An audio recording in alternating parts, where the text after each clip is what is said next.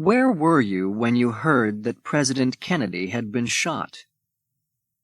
This is a question that most people who were alive at the time can answer. It is one of those moments that they can remember clearly and will never forget. On the morning of November 22nd, 1963, the President of the United States of America, John F. Kennedy, arrived in Dallas, Texas, with his wife, Jacqueline, on an official visit. It was a beautiful sunny day. At 11:50 a.m., they left the airport at Love Field, and crowds stood along the streets of Dallas to watch the open-topped presidential car go past. They waved and shouted their good wishes to the young president and his lovely wife, while millions more watched on television. In the same car were John Connally, governor of Texas, his wife Nellie, and 2 Secret Servicemen. "You can't say Dallas doesn't love you," Mrs. Connally told the Kennedys as they listened to the shouts and saw the smiling faces. At 12:30, the car turned from Houston Street into Elm Street. It was moving very slowly. One of the buildings which had a view over Elm Street was the Texas Book Depository, a large building full of school books. Mr. Kennedy was waving at the crowds when there was the sound of a gunshot. The president's hand stopped moving, and then, as a second shot was heard, went to his neck. There was a third, and perhaps a fourth shot, and his head was suddenly covered in blood. John Connally, who had also been shot in the back by one of the bullets, fell to the floor of the car. The car immediately raced away to Parkland Memorial Hospital, with Jacqueline Kennedy holding her husband's wounded head in her arms. "Oh, my God, they killed my husband," she cried. The cry was echoed through the crowd. "They've killed the president!"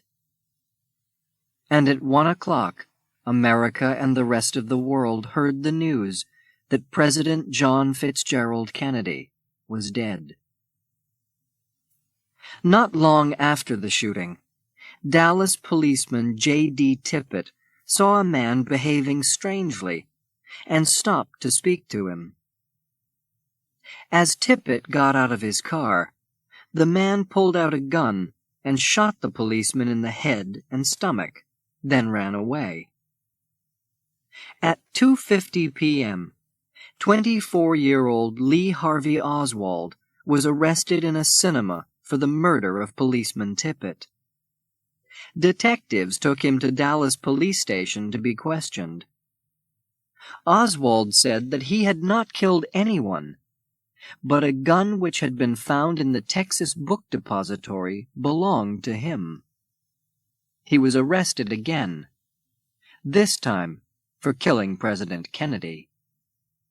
2 days later, police decided to move Oswald from the city police building to another prison.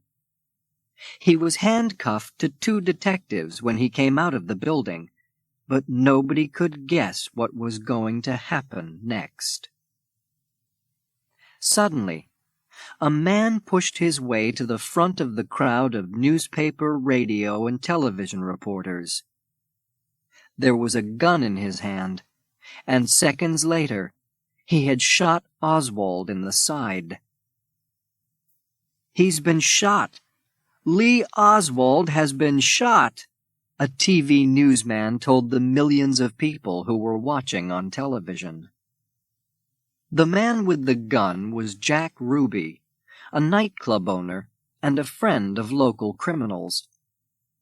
Later, he would say that he shot Oswald because he wanted to save Jacqueline Kennedy from the problems and worry of a long and painful trial. After his own trial, he was sent to prison for life and died there in 1967. Oswald died only a few hours after Jack Ruby shot him. On November 25th, John Fitzgerald Kennedy was buried in Arlington National Cemetery in Washington. Jacqueline Kennedy stood with her two young children, Caroline and John, beside her, and with her husband's brothers, Robert and Edward Kennedy. America's new president, Lyndon B. Johnson, watched with the heads of other governments from all over the world. Millions more watched on television. At the beginning, almost all Americans accepted that Lee Harvey Oswald was the single assassin. But very soon, questions were asked about the way things were supposed to have happened on that terrible day. The most important one was, how many shots were there?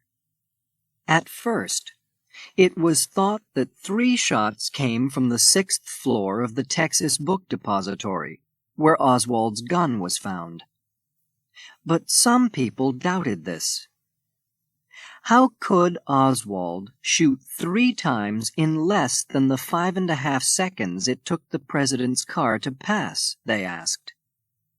It took more than 2 seconds to put a bullet into that kind of gun.